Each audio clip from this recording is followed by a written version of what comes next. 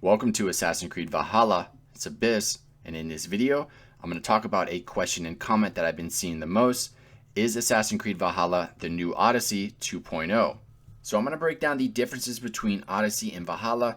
You can say Origins, Odyssey, Valhalla are all in the same family tree, so they're going to be similar in a way until the next Assassin's Creed when they go to China or Japan, which is what I'm hoping. That's when the game is going to be unique and completely different. So I'm going to break down the differences between the both of them. First, let's talk about the Hidden Blade. In Odyssey, the Hidden Blade was replaced with the Spear of Leonidas. It wasn't until Odyssey's first DLC, called the Legacy of the First Blade, that we got to see the Hidden Blade. But your character in Odyssey never used the Hidden Blade.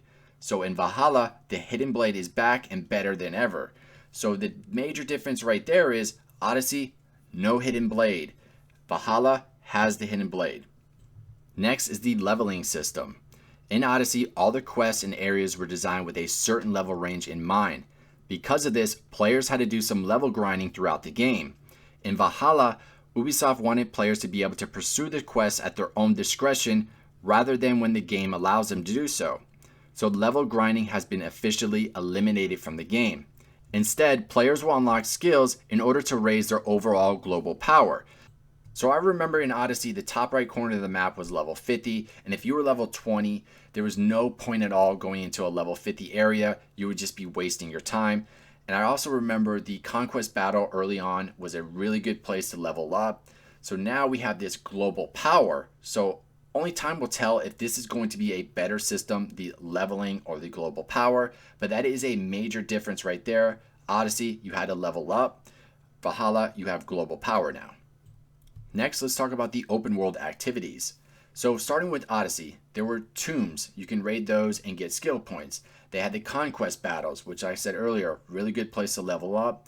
There were forts that you can go and conquer, but it wasn't really a side activity. It was just one that you can go and do. Mercenaries, big part of the game. The arena was another big part of the game. Legendary animals, but both games have that, Odyssey and Valhalla. Cultists, which is a big part of Odyssey, and we do not know yet if Valhalla will have cultists, but that was a big part of the open world activities in Odyssey. So with Valhalla, when we compare the list of what it has in Odyssey compared to Valhalla, Valhalla has more open world activities. There is raids, there are assaults, there are combat challenges, which is going to be similar to the arena. Legendary animals, both games have that. Hunting and fishing, world bosses, animus puzzle, rock stacking puzzle, a standing stone puzzle, a drinking contest, a Viking rap battle. So I just listed all the different open world activities that we know so far with Valhalla, and there is more open world activities in Valhalla versus Odyssey, and they are completely different. The only thing that is similar is the legendary animals and possibly the cultists, which I'm hoping that they bring them back into Valhalla. That is something that I enjoy, hunting them down, getting all that new armor pieces. That is something I definitely want to see back in Valhalla. So not counting any kind of collectibles, because those are always going to be different, Valhalla has more open world activities, and the only thing that are similar are the legendary animals, and hopefully they bring back the cultists. Next is the Naval Combat. So in Odyssey, in order to travel from area to area, you would use your ship. Your ship was completely upgradable. You would have to find tablets in order to upgrade it a little bit farther, and then supplies. But that was a big part of Odyssey. And if you wanted to travel the seas and just fight ships all day long, you could do that in Odyssey. But in Valhalla, Vikings aren't really big on naval warfare, and they have longships which are built for speed, not battle. And you're going to use these longships in order to start raids, assaults. I don't know if you were a big fan of the naval combat, but in my opinion, I think we needed a little bit of a break from it.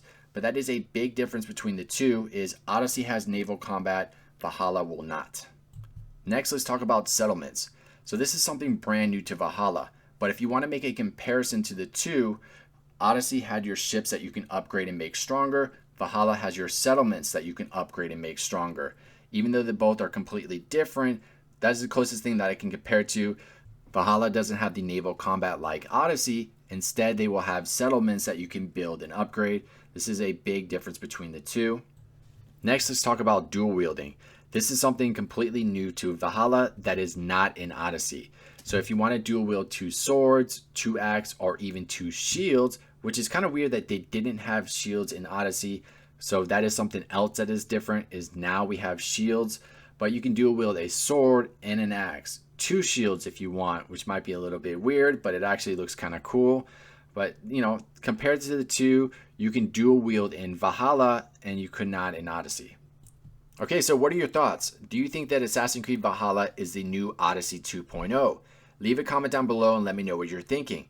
Like I said in the beginning of the video, Origins, Odyssey, Valhalla are all in the same family tree, so they're going to be similar in a way. But I feel like they made some big changes to the game in order to make it different. Valhalla is also being compared to The Witcher 3. I don't know about that because The Witcher 3 is unique in its own way. Let me know what you're thinking in the comments down below. Other than that, I hope you all enjoyed the video. Don't forget to like and subscribe to support the channel, and I will see you next time.